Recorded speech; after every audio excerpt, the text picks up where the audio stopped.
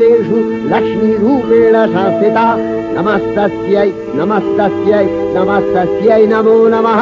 या देवी सर्वभूतेषु वृत्तिरूपेण संस्थिता नमस्तस्यै नमस्तस्यै नमस्तस्यै नमो नमः। या देवी सर्वभूतेषु स्मृतिरूपेण संस्थिता नमस्तस्यै नमस्तस्यै नमस्तस्यै नमो नमः। या देवी सर्वभूतेषु दयारूपेण संस्थिता नमस्तस्यै नमस्तस्यै नमस्तस्यै नमो नमः। या देवी सर्वभूतेषु तुष्टिरूपेण संस्थिता नमस्तस्यै नमस्तस्यै नमस्तस्यै नमो नमः।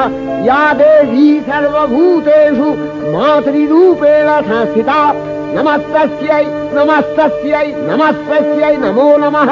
या देवी सर्वभूतेषु भ्रान्तिरूपेण संस्थिता